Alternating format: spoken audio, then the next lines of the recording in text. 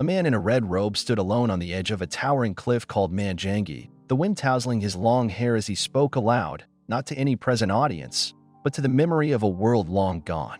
He reminisced about his youth and a dream he once held close to his heart to become the god of martial arts.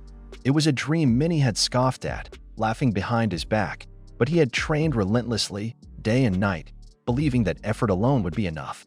Yet now, standing at the precipice, he realized with bitter clarity that it had never been enough. Just then, a voice interrupted his thoughts. An officer of the shining demonic cult had arrived along with his troop and called out his name. He demanded the return of the Jade of Heaven, accusing him of stealing it.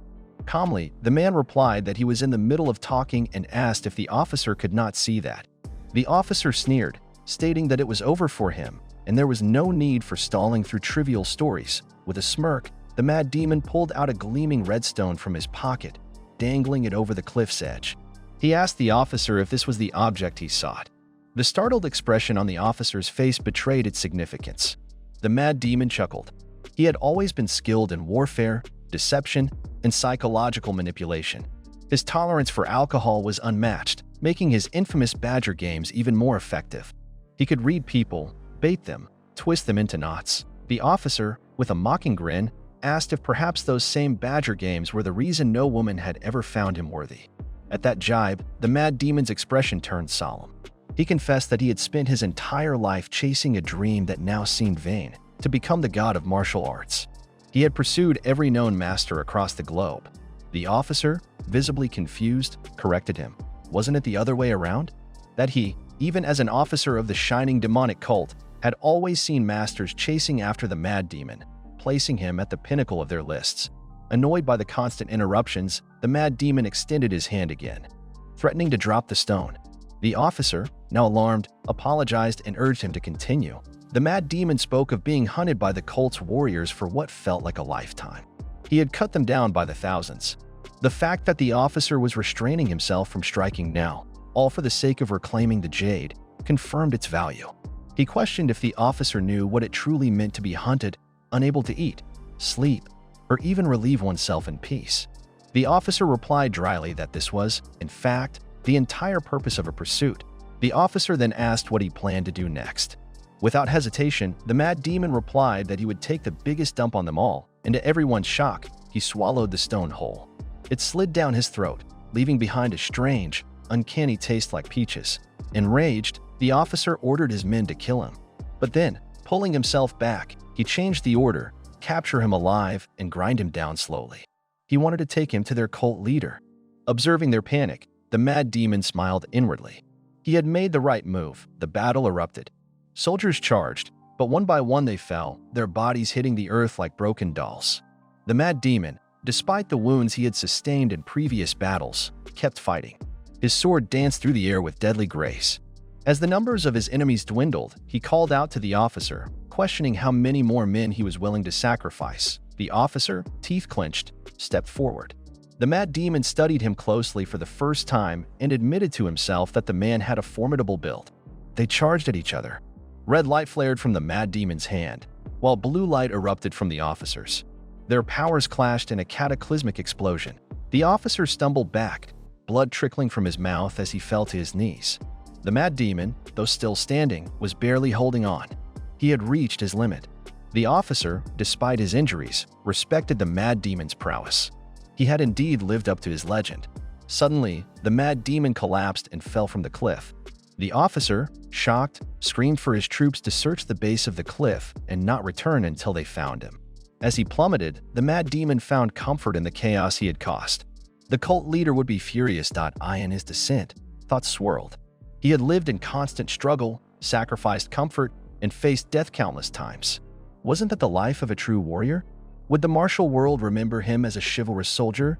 But instead of hitting the rocky base, he landed elsewhere, some strange place that defied understanding. As he struggled to comprehend where he was, a man in white robes appeared. The elder asked him what he had been thinking when he consumed the Jade of Heaven, which contained the souls of countless great masters. The mad demon asked if the old man was a great master himself. The man snapped, declaring that his identity didn't matter. By consuming the Jade, the mad demon had disrupted the path of those souls. They were now trapped within him. They would consume his energy when he ate, remain active when he slept, and torment him endlessly. Unfazed, the mad demon asked if the influx of chi would be beneficial. The elder, exasperated, told him to be quiet and demanded to know his true reason for consuming the jade. No tricks, no lies. The mad demon's voice turned sincere. He said he did it because the demonic cult's leader didn't see people as people. He couldn't allow him to gain any more power to hurt others. That was why he consumed it. Sensing his sincerity, the elder softened. He told him that this would be his only help, his last chance. For aiding him, he too would face punishment. Without further explanation, the elder grasped the jade, now glowing with power, and began chanting. In an instant, the mad demon awoke to find himself lying on a bed, the very one he used to sleep in during his youth. Somehow, impossibly, he had returned to his younger self. His name was Yahello, and yet he couldn't understand how or why he had ended up there. But one thing was certain, his journey was far from over. Yahello sat up in bed, taking in his surroundings with wide, searching eyes. The moment he absorbed the details of the room, realization struck him like a bolt of lightning. It was his old room, the very same one he lived in when he was about 20. Somehow, he had traveled back in time. Though strange and disorienting, the moment felt like a blessing. He now had the chance to start his journey to become the god of martial arts earlier than he once had. The opportunity made him feel a surge of elation. But as he shifted his body, pain radiated through him. His ribs ached, and bruises throbbed across his limbs. Someone had beaten him badly. Curious about the incident that led to his current condition, Jaha stumbled out of his room and into the dining hall. What he saw there made his stomach clench. The place was a wreck, tables broken, chairs overturned, dishes shattered. The memory returned vividly. A few days prior, two men had been dining at the inn. They questioned Jaha about rumors that he had been saving up money. Caught off guard and unwilling to reveal the truth that he was an orphan saving for survival, Jaha had cracked a light-hearted joke. He told them he dreamed of hearing a song performed by Chaehyang at the famous Plum Blossom Pavilion. What he had meant as a passing jest quickly spiraled out of control. Words spread like wildfire, twisting the tale until people believed he desired to sleep with Chaehyang. The scandalous rumor had earned him a brutal beating. Now, standing amid the wreckage and memories of humiliation, anger simmered inside him, especially at the thought of Chaehyang and the Iliang Prefecture incident. But first, he needed to recover. He returned to his room and sat cross-legged, preparing to begin his cultivation. His technique of choice was the same one he had mastered as the infamous Mad Demon. The journey through the distant Golden Land. As he began, something unexpected happened. The chi that flowed from his body was overwhelmingly powerful, far surpassing what he had possessed at this age in his previous life. It was a good sign. Perhaps this surge of power was a result of the great master's mysterious blessing. With focused discipline, he worked on the technique until the sun dipped below the horizon. Though still far from his former strength, he had already surpassed his younger self. There was no need to rush. This time, he would proceed with wisdom and patience. Once his body felt rejuvenated, Jaha ventured out to explore Iliang. As he passed familiar stalls, memories surged back, scenes from his past life replaying with vivid intensity. He overheard two men sitting on stools, whispering about him. "Isn't he the errand boy from the Jaha Inn?" one murmured. "Didn't he get beaten to a pulp a few days ago? How's he even alive?" The words pierced Jaha like thorns. He had forgotten how deeply the label errand boy had scarred him, how little respect he was given. Now, as he stood in front of the Plum Blossom Pavilion, the humiliation burned anew. He remembered the moment clearly, how he was mercilessly beaten while Chaehyang herself stood above him, gazing down with detached indifference. The attackers had accused him of defaming the pavilion's most celebrated entertainer. That day, they nearly left him for dead, and his inn was destroyed in the aftermath. As he stood lost in thought, a man in a blue robe approached him with mockery in his voice. "What are you looking at? Planning to burn it down? You couldn't even light a candle in your state. Shouldn't you be holed up licking your wounds?" Then, with disdain, he asked for Jaha's name. Calmly, Jaha repeated, "What did you say your name was?" The man frowned and attempted to throw a punch, but Jaha easily dodged it and, using the strength in his body, flung him away with minimal effort. The onlookers were stunned. Jaha, now filled with calm resolve, walked toward the gate of the pavilion, mulling over the attacker's name. But before he could enter, another man stepped forward, trying to block his path. "What are you doing here? Wasn't the last beating enough?" Without hesitation, the man lunged at him, but Jaha dodged smoothly and retaliated with a powerful punch that knocked the man to the ground. The attacker lay there in disbelief, shocked by the strength Jaha now possessed. This was not the errand boy they had humiliated. Jaha dusted his hands and spoke with a sly grin. "Is this how you treat customers now? Where's your sense of hospitality?" Without waiting for an answer, he strolled through the gates of the Plum Blossom Pavilion. Everyone inside turned to stare, astonished by his boldness. "What do you think you're doing?" someone gasped. "I'm your customer," Jaha said coolly. "Is this how you greet a guest?"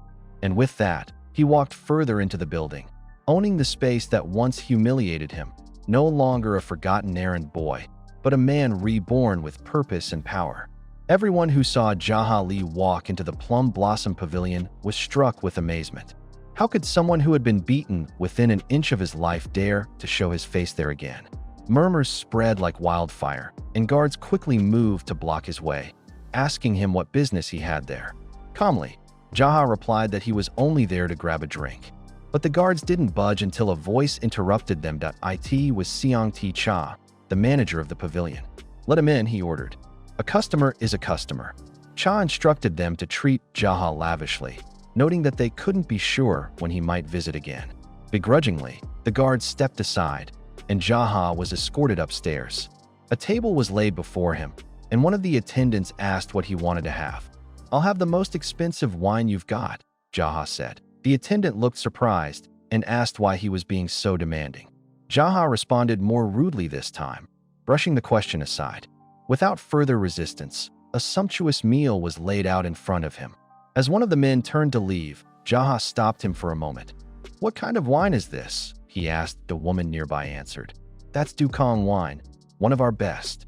Jaha then inquired after Chaehyang. She hesitated, warning him not to bring her up again, especially considering how badly he had been beaten last time because of her. But seeing that he wasn't letting go of the topic, she sighed and said she would inform her. Jaha mused to himself that word of his beating had clearly traveled far and wide across Iliang. Then, pouring himself a cup of the wine, he took a sip, only to be sorely disappointed. The taste was underwhelming, far from the premium quality he had expected. "Do they really think they can fool me with this?" he muttered. Just then, a man barged into the room and shouted, "How dare you come here again, you bastard?" Jaha looked up calmly and said, "Why is it so hard to believe that I'm just here for a drink? And why do you always call me that?" The man seemed confused. "Your name is Dongwak, isn't it?" Jaha asked, gesturing for him to come in. "Come sit. Have a drink with me." Dongwak stepped inside and sat opposite him. His tone was cold. "Drink your wine and leave before things get ugly." Jaha smiled. "Dearest Dongwak." That seemed to infuriate him even more. Dongwak slammed both hands on the table and prepared to attack. But before he could move, Jaha deftly inserted a chopstick into his hand, pinning it to the table. "Why is it so hard for everyone to understand?" Jaha said, his tone sharp. "I'm just here for a drink, and to see Chaehyang for a bit." Before Dongwak could retort, the door behind him opened. Chaehyang entered the room and asked him to leave. He obeyed, reluctantly, and she took a seat in front of Jaha. Jaha smirked. "Why are you smiling?" she asked. "Just because," he replied vaguely. "Do I have to control my facial expressions in a place like this?" Seeing him not taking her seriously, she shifted her tone. "Do you really think Seong T or Mr. Joe will sit back and watch? That wine you're drinking, it's not free. It'll cost you a lot. My presence here adds to your expenses. And don't forget, you'll have to pay for Dongwak's medical treatment too. So pay your dues and leave before things turn worse." She paused, then added, "Even if you brought piles of gold and silver, I would never sleep with you. I am not a whore." Jaha looked at her, amused and somewhat intrigued. It was the first time he had seen Chaehyang from this close. Then, to correct her, he calmly said, "I never wanted to sleep with you." Her eyes widened in disbelief. "But the rumors, they were all lies," he interrupted. "All I ever wanted was to hear you sing. You said it yourself, you're not a whore. You're an entertainer." The weight of his words seemed to strike her deeply. She looked confused, even shaken. Jaha added, "It was just a joke. I knew I couldn't afford it anyway." Now leave me be." She stared at him, unable to make sense of this man. "You want me to leave?" "Yes," he said. "Please get out of here." Before she could move, there was a loud thud at the door. It burst open and 3 armed men stepped inside, the very ones who had beaten him before. They addressed Chaehyang, telling her to leave. Then, turning to Jaha, one of them said, "Come outside. We don't want to dirty the pavilion with your blood." Jaha remained seated. "Let me finish my drink first." They looked at one another, astonished by his boldness. "This guy really is something," one whispered. "Comes in with his head high, drinks wine, chats with Chaehyang." Jaha took another sip, unfazed. "This time we'll give him a real beating," one of them growled. Jaha chuckled and set his cup down. "You guys brag about this wine like it's divine, but it's trash." They laughed derisively. But as they moved into attack, Jaha calmly asked, "You're all from my hometown, right? Is this what you think of me now, a joke?" Before they could react, he hurled the entire table at them, knocking them to the ground in a chaotic crash. Standing over them, he asked coldly, "Am I still a joke to you?" After beating them down, Jahali looked at the men sprawled before him and asked, with biting sarcasm, whether they still thought he was a joke. At that moment, the woman who had served him earlier appeared, confused by the commotion. In a sharp voice, Jaha told her to bring him the low-shelf wine she had served him earlier. Offended, she snapped back that it wasn't some cheap wine. But Jaha cut her off, saying coldly that he usually didn't beat women, especially those who didn't know martial arts, so she should go and bring what he asked for. Turning back, he walked into the room again and looked down at the defeated men still groaning on the floor. "What's wrong? Why aren't you laughing now?" he said mockingly. "Wasn't I just a joke to you?" At that moment, Siang Ti Cha entered with several of his men. The scene before him, a room in disarray, his guards beaten and humiliated, made his eyes flare with fury. "Do you have a death wish?" Siang Ti asked, enraged. "You'll die because of this." Jaha only smirked in response. "What's so funny?" Siang Ti snapped. "You want to fight me?" Jaha asked, his voice calm, measured. "Then try me." Siang Ti, without hesitation, lunged at him. But Jaha, moving with swift precision, smashed a plate across his head. The ceramic shattered violently, tearing across Siang Ti's eye. Blood streamed down the right side of his face, and shards from the plate struck others nearby, injuring them as well. "Anyone else want to try?" Jaha said, stepping forward, eyes blazing. Siang Ti, clutching his bleeding face, reached for his sword. But before he could draw it, Jaha warned him. "Think twice before you unsheathe that blade," he said. "If you do, you'll die." Siang Ti froze. He couldn't believe what was happening. What had changed in Jaha over the past few days? This wasn't the errand boy he used to know. Jaha pointed toward the 3 men lying beaten on the ground. "You think this happened by chance?" Siang Ti studied him carefully. He had seen his movements fast, deliberate, and precise. There was no bluffing in Jaha's demeanor. The power he wielded now was real. Wanting to understand the truth behind it, he asked, "What's going on with you?" Jaha didn't answer directly. Instead, he looked Siang Ti in the eye. Siang Ti asked, "Do you want me to call Mr. Zhou and have him apologize to you for what he did a few days ago?" "That would be nice," he added. "But before that, I want to know that how's your eye?" Siang Ti blinked, caught off guard. "I can still see through it," he replied, amazed. Even after everything, this man, this wild, dangerous man was asking about his well-being. Shaken but composed, Siang Ti told his men to set up a table in the adjacent room. The 2 men sat down for a meal. Siang Ti poured the best wine available. "That's Dukong wine, our finest," he said. Jaha took a sip, nodded, then remarked, "Now this is your best?" "Because what you served me earlier, that was cheap booze." Siang Ti gave a half smile. "We have to maintain a profit margin." Then, leaning forward, he asked, "Where did you get all this strength?" Pouring another cup, he looked at Jaha. "You must be wondering whether this is poisoned or not. So, I'll drink it first." Without hesitation, he gulped down the wine. Jaha followed, drinking from his own cup. Siang Ti set the cup down. "Tell me, where did you learn to fight like that? I've never heard anything about you." Jaha answered plainly, "My grandfather told me never to fight anyone. So I held back." Siang Ti thought to himself, what a bunch of lies. And yet, despite everything, it seemed as though he was genuinely trying to apologize on behalf of Mr. Zhou. His attitude, however, was full of contradictions, humble words paired with an iron presence. Then, without warning, Siang Ti knelt before Jaha and bowed his head. "I apologize." Just then, the door opened and Chaehyang entered. Her eyes widened in disbelief at the sight before her. Xiangti, bowing? To an errand boy? It didn't make sense. She stepped closer, and Jaha saw her too. She moved to pour wine for Xiangti, but he brushed her off sharply. Why are you pouring for me? Sit beside Jaha. Pour him the wine. Trembling, she obeyed, sitting down and pouring the wine with shaking hands. Jaha looked at her and said quietly, Did you know even an errand boy can feel love? He paused, watching her face, then added, But not for you. So you'd better leave.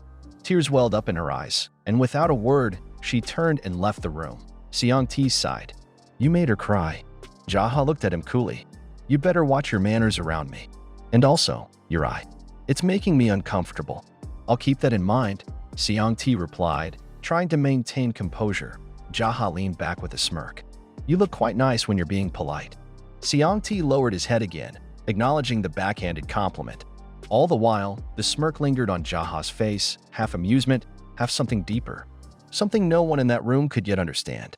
When Jaha asked why Mr. Joe hadn't arrived yet, Xiangti explained that if Mr. Joe was entertaining the Black Rabbit clan, it would be hard for him to come immediately. At the mention of that name, Jaha narrowed his eyes and repeated, Black Rabbit clan? The one with the black swords? Xiangti confirmed it, adding that they were the ones whose permit would allow them to open a sect in Iliang. That piece of information struck Jaha, and he asked if that meant he had to go against the Black Rabbit clan as well. Was Xiangti implying that he should simply have a drink with Mr. Joe and settle things? Xiangti quickly clarified that he didn't mean it like that, then cautiously asked what Jaha had in mind. Jaha, calm but determined, responded that he wanted Mr. Joe and his brothers to work for him starting the next day. Xiangti looked at him incredulously and asked if he really thought Mr. Joe and his brothers would agree to work for him. Jaha didn't answer that directly, but instead declared that he would begin forming a sect in Iliang Prefecture by morning and that Xiangti should start working under him. He gave him a choice. If Xiangti thought the Black Rabbit clan would win, he was free to go and join Mr. Joe. But in truth, that wouldn't be the case. What Jaha was offering was a rare opportunity. Xiangti, stunned, wondered what this errand boy had been eating to suddenly start talking like that. How could someone change so much in such a short time? Jaha then stood up and turned to leave. Xiangti called after him, saying he should wait a little longer since Mr. Joe would arrive at any moment. Jaha turned slightly and asked if he looked like he was running away. Xiangti answered yes. To that, Jaha asked if Xiangti would be needing a beating. With tension thick in the air, Xiangti simply wished him a safe journey home. As Jaha stepped out of the room, he found Xiangti's men lurking nearby. With a firm tone, he ordered them to make way, and they did so instantly. As he descended the stairs, the doorman appeared, demanding in an aggravated voice to know where the errand boy was. Jaha looked at him calmly and remarked that the man had finally regained consciousness. Enraged, the doorman attempted to strike Jaha, but he swiftly dodged and retaliated with a blow so powerful it sent the doorman flying across the lobby, landing hard in a far corner. Without a backward glance, Jaha exited the premises. Out on the street, Jaha spotted the sign of the Dragonhead Forge. He paused and thought to himself, if he were to face Mr. Joe, he'd need a proper weapon. He entered the shop, where many workers were busy crafting swords and blades. Inside, he first encountered Yongge Guak, the apprentice blacksmith. Assuming Jaha had come to settle a bill, Yongge was surprised when Jaha announced that he was actually there to buy something. At first, Yongge thought he meant kitchen utensils, but Jaha clarified that he wanted to see weapons. Yongge hesitated, mentioning that he had heard what had happened a few days ago and suggesting that there was no need for rage. Jaha coldly told him to shut up and bring out something like a light sword, a durable whip, or a sharp dagger. Seeing Jaha wouldn't back down, the apprentice ordered others to fetch the black dragon sword, the white dragon blade, and the clouded dragon dagger. As they prepared the weapons, Yongge casually remarked that he preferred Jaha's grandfather's chicken head noodles over the ones Jaha made. Jaha, unfazed, told him he wasn't there to talk about that. The apprentice, now curious, wondered what exactly the errand boy did want. When the weapons were brought out, Yongge asked Jaha to inspect them. But Jaha surprised everyone by saying he would take all of them. Yongge told him the price would be 90 huang.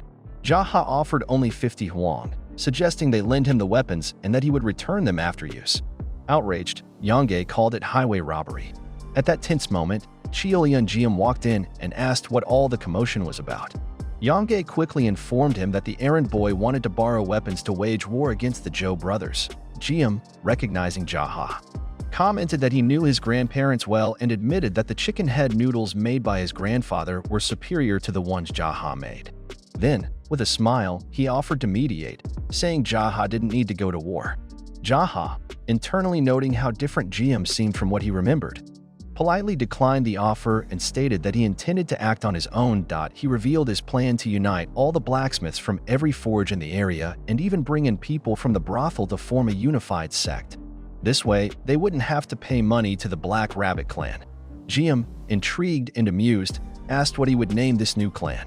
Jaha answered, something that would describe us. Low down. Jiam chuckled, genuinely impressed, and said he hadn't known the errand boy could think like that. He then told his men to give Jaha the weapons for free. When others protested, Jiam silenced them by saying they'd soon see how it all turned out. Jaha took the weapons and left. Later that night, as he sat in meditation, he heard strange noises coming from the courtyard. He stood up and quietly stepped outside to investigate.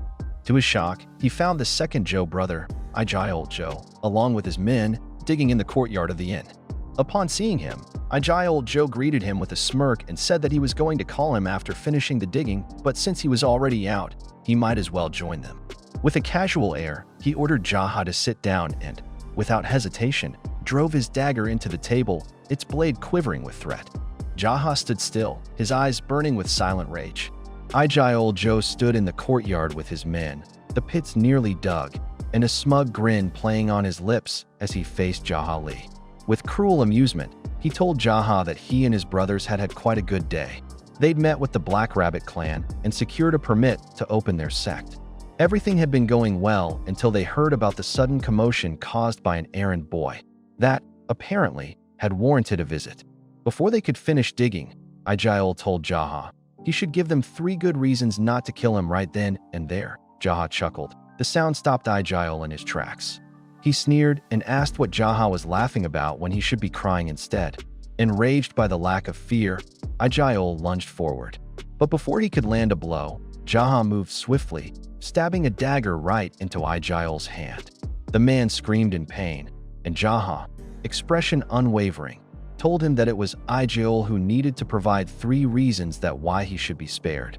The air grew heavy. Yahello stared at Jaha, not in fury now, but in disbelief. This wasn't the boy he'd heard about, this was someone else entirely. He muttered that Jaha must have landed his hands on some sort of fortune. Meanwhile, the men digging nearby reported that they were close to finishing. Yahello, clutching his wounded hand, spat out a half-hearted congratulations before launching himself at Jaha once more. But he never made it far. Jaha struck again, burying a second dagger into Yahello's other hand. He screamed louder this time, and Jaha stood calm, ordering the men to continue with their digging. Jaha asked what the purpose of it was, and Yahello, through gritted teeth, admitted that it was simply to threaten him. Nothing more, just a crude show of power. Jaha asked again for 3 reasons to let him live. Yahello fell silent. He had none. Instead, he tried to issue a warning. If Jaha stood against him, he would have to face the rest of the Zhou brothers and the Black Rabbit clan as well. Jaha's expression darkened. He said that men like them had killed without consequence, had ruined lives without remorse. Among those lives were people he had known, acquaintances, perhaps even friends. So how could he possibly let someone like Yahello live? Without another word, Jaha pulled out a dagger and hurled it. The blade flew with fatal precision, striking Yahello and ending his life in an instant. The other men, who had been watching all this unfold in stunned silence, looked on with wide eyes. Jaha called to them. They were still frozen, unable to believe what they had just witnessed. One of them finally asked who he was. Jaha, looking them straight in the eye, answered simply that he was Jaha Li, an errand boy. They exchanged looks. One of them said he didn't look like an errand boy at all. Ignoring the comment, Jaha instructed them to take off their masks. They did, revealing unfamiliar faces. Jaha asked where they were from, noting that he hadn't seen them in Iliang before. They admitted that they were new to the area and worked under the Zhou brothers. Jaha gave them a choice. If they left this place and never returned, he would spare their lives. One of them quickly agreed, saying he would go back to his home. Another said he had no home to return to but promised never to show his face at Pearl Blossom Pavilion again. The last one also said he would return. Jaha nodded and turned to leave, but the man who claimed to have no home called out to him and asked if Jaha needed anyone to work at the inn. Jaha turned, curious, and asked if the man could cook. The man replied that he could. Jaha then asked if he could make chicken head noodles. The man laughed and said they were the simplest dish of all. He could make the heartiest chicken head noodles around. Jaha paused for a moment, but then his face hardened. He told the man to forget it and instructed all of them to leave. With that, he went back inside. There, he found Seongti waiting. Seongti glanced at him and remarked that he'd gotten rid of Yahello. Jaha met his eyes and asked if he truly thought he would die at the hands of the Zhou brothers. Seongti didn't answer directly, but Jaha continued, saying that at least now it showed his eyesight was fine. Seongti sighed and said that his earlier hesitation was only to protect himself. If he hadn't, he might have been digging up the inn right alongside Yahello and his men. Seongti then asked him what he planned to do about the remaining Zhou brothers. He said he had to kill them too because if he didn't, they'd ruin everyone in Iliang. They'd drain the people of everything until nothing was left. Seongti warned him that among the brothers, Illinois Siam was the most dangerous one. If Jaha planned to go up against him, he would have to be cautious. Jaha took in the words, then changed the subject. He asked if there was anything to eat. Seongti blinked. Wasn't this an inn? Of course there was food, but Jaha shook his head and said there was nothing left to eat. Seongti then asked Jaha to give him some money so he could go and buy food from the market. Jaha, shrugging, told him he had no money either, so he'd better go and buy his favorite dishes in large amounts. That way, they'd have enough to eat the next day too. Reluctantly, Seongti turned and left to fetch the food. As he walked through the streets, he muttered to himself, half amused and half bewildered, that now he was the one running errands for an errand boy. He didn't get far before he heard Jaha's voice behind him, sharp and commanding. Jaha told him that he hadn't sent him out on a stroll and that he should hurry up. Seongti kept walking, dragging his feet until Jaha called out again with a warning edge in his voice. That did the trick. Seongti broke into a run. Jaha sat across from Seongti Cha, the two men dining under the dim light of the inn, a half-filled jug of wine between them and dishes scattered with barely touched food. Jaha, however, seemed interested only in the wine. He gulped it down again and again, while Seongti poked at the food, visibly uninterested. Jaha kept urging him to eat more, waving a hand lazily as though it were an insult not to. Seongti pushed the plate away and sighed, his irritation barely masked. Jaha tilted his head, teasing, "How can the manager of Plum Blossom Pavilion not eat more?" Then, with a sudden shift in tone, he asked if Seongti was angry. "I'm pissed off," Seongti snapped. "Spend all that money, and the food tastes terrible." Jaha leaned back, half smiling, and remarked that all the money he had was gained by exploiting women and selling lower-shelf Dukong wine. The jab wasn't missed, but Seongti said nothing. Jaha poured another cup, then mentioned with chilling calm that once he finished drinking, he would go after Ilseum Zhou. The one who worried him, though, was Sampyeong Zhou. He had never seen the man, never even crossed paths with him. Seongti told him he knew who Sampyeong was and it was the time to come out of his hiding. Jaha turned to him and asked if he truly did. Seongti affirmed it, as he was especially good at ambushes. The kind of man who didn't announce his arrival but made sure you'd feel it. So Seongti offered he could take care of Sampyeong himself. Jaha looked at him closely. "Will you do it or not?" Seongti nodded. "I will." A short silence followed, thick with unspoken unease. Seongti exhaled and admitted, "I'm worried about all of this." Jaha's response was cold and dismissive. "If you're so worried, then you'd better learn martial arts instead of whining about it." The words struck like a slap. Seongti, already boiling beneath the surface, now let it out. "Do you even know who I am?" he growled, indignant at being ordered around like a servant. Jaha looked him dead in the eye and said, "I know exactly who you are." Then, without missing a beat, he began to lay out his plan. After killing the three Zhou brothers, he would take over the brothels. Seongti scoffed. "There are people who make their living through those brothels." Jaha replied calmly, "If you take care of the employees, pay them well, look after them when they're sick, and send them home when they want to go, then they'll keep going. No one will complain." Seongti clenched his jaw. Rage burned behind his eyes, but he knew he couldn't do anything. With forced sarcasm, he muttered, he should just retreat to the mountains now. And then told him he couldn't do that, but Jaha was not in mood of hearing any excuses. Jaha stood suddenly and began removing his robe. Xiangti looked up in confusion. Why are you taking off your clothes? We're still drinking. Give me your clothes, Jaha ordered. If I want to enter Ilsium's residence, I can't look like this. We'll exchange. Xiangti stared at him, then let out a reluctant laugh. You're right. They won't let you in dressed like that. They exchanged clothes, and once Jaha stood fully dressed in Xiangti's attire, he asked how he looked. Xiangti, giving a glance of half-joking admiration, said, unrecognizable. Your features, actually quite handsome, if someone looks closely. Jaha answered that praise with a hard slap across Xiangti's face. The minute I get friendly with you, you start using sarcasm, he growled. If you want to avoid joining the Zhou brothers in the afterlife, keep your mouth shut. He turned and walked out, leaving Xiangti reeling from the sting. Xiangti watched the door close behind him, muttered under his breath, motherfucker, and wished nothing but evil upon him, no matter how much he had admired his nerve just a moment before at the steps of Ilsium Zhou's residence. Jaha was confronted by a doorman, who narrowed his eyes and asked who he was. Jaha answered calmly that he was with the Black Rabbit clan and had business there.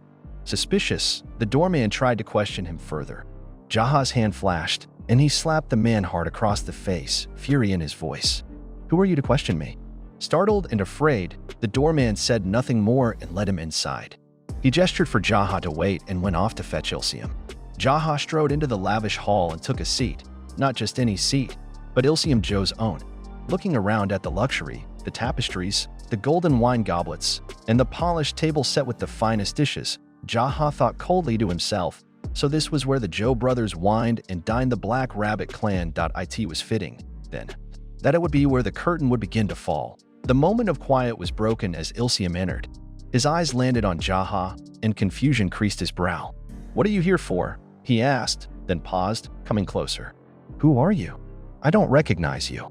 Jaha looked up at him and asked calmly, you really don't know who I am? Ilsium leaned in, examining his face more closely. Then, realization struck. Don't tell me, you're that errand boy? His voice raised in disbelief. And how dare you sit in my seat? Jaha didn't move. His gaze was sharp and still. Ilsium took another step closer, eyes narrowing, his voice now darker. Wait, how are you even here? Shouldn't you be dead? My younger brother want to finish you. Jaha gave a faint smile, menace dripping from every word. If I'm here, it only means one thing. Your brother is dead. Ilsium's face twisted, the rage rising in him like a tide ready to break. Ilsium Zhou, enraged beyond reason, snarled at Jaha Li. How could an errand boy like you kill my brother? He shouted, lunging forward with murderous intent. But before he could even get close, Jaha intercepted him midair and, with an effortless twist, hurled him backwards across the room. Ilsium crashed to the floor, stunned. He couldn't understand what had just happened to his chi. It felt like it had been swallowed whole by something far stronger. Jaha stood there, completely composed. For someone who's earned the fame of running Iliang, you seem far too sloppy, he remarked coolly. He motioned with a hand, almost tauntingly. Come, attack me again. But Ilsium didn't move. He was too shaken, too uncertain of what he was dealing with. Jaha's tone shifted, his patience thinner now. Fine, I'll go instead. In one fluid motion, he dashed forward and struck with such force that Ilsium's body flew backward through the door, crashing through wooden frames and furniture as he skidded across the floor. The walls trembled from the impact, splinters and shattered pottery raining down in his wake. Coughing blood, Ilsium looked up in horror. Where did you learn to fight like that? He rasped. Jaha approached without pause, his gaze like ice. If scum like you can learn martial arts, why wouldn't I? Before Ilsium could even attempt to rise, Jaha grabbed him by the collar and slammed him into the wall. Ilsium struggled to resist, his hands clawing at Jaha's arms, but he had no strength left. Jaha didn't give him the time or mercy to recover. With one final blow, he ended That moment, Ilsium's men rushed in, weapons drawn, only to find their master's body limp against the wall and Jaha standing before it, utterly calm. You all show up just in time, Jaha said with a mocking smirk. I'm already done. The men froze. One of them, staring hard at Jaha's face, finally recognized him. He's the errand boy, he whispered to the others, and suddenly, the mood in the room shifted. From confusion to stunned disbelief, Jaha turned toward them. You're right. I am Jaha Li. The errand boy. His tone was sharp, biting. If anyone's still loyal enough to kiss Ilsium's boots, come at me now. But no one moved. No one dared. Why did you kill him? One of the men finally asked, voice trembling. Jaha's eyes narrowed. And who was Ilsium Joe to kidnap and kill the people of Iliang? There was no answer. Only silence. With that, he walked past them and left the residence, his steps quiet, unhurried. Back at the inn, Siangti Cha looked up in surprise when Jaha returned so soon. Why are you back already? What happened to Ilsium? He's in heaven, Jaha replied flatly. Siangti blinked, stunned. You finished him off that fast? He scanned Jaha from head to toe and added, and not a drop of blood on you. Still trying to process everything, Siangti shook his head. Clean what's left of food and clean the place before he leave. With that, he walked into his room, muttering as he went, why the hell am I the one running errands now? But even as he complained, a moment later, he was already searching for a rag. Inside, Jaha sat cross-legged in his room. The Joe brothers were gone. There were no more urgent tasks, no enemies left in the shadows for now. It was time to turn inward. He began his meditation, letting the stillness wrap around him like a second skin. Days passed. The people of Iliang murmured among themselves. Rumors twisted through alleys and tea shops. Ilsium Joe had been killed by an errand boy, but no one had seen Jaha since. Some whispered that perhaps Jaha had died too, that maybe it had been a mutual slaughter, and the truth lay buried in the ruins of Joe's house. Curiosity spread, but no one dared to seek the truth directly. Meanwhile, Jaha remained in seclusion, his body still and unmoving as the days melted into one another. Then, after prolonged silence, something shifted. His energy surged. He had broken through. Advancing from the second level would flow to the fiercer, more potent fiery flow. He opened his eyes, breath steady, gaze focused. His chi had strengthened faster than he had ever imagined, but something wasn't right. A terrible, acrid smell filled the air. Jaha sniffed, puzzled, and quickly realized what it was. It was the waste released from his body during the breakthrough. He grimaced but didn't move yet. A moment later, Siangti entered the inn, humming a little tune, perhaps in a rare moment of lightness. The second he stepped inside, however, he stopped cold. His face twisted in horror. What the hell is that smell? He yelled, recoiling. Did you poop inside? What's wrong with you? Jaha stepped out from his room, composed as ever, as if nothing unusual had happened. Siangti took one look at him, turned around, and bolted outside, gagging and retching as he staggered through the courtyard, swearing loudly between heaves.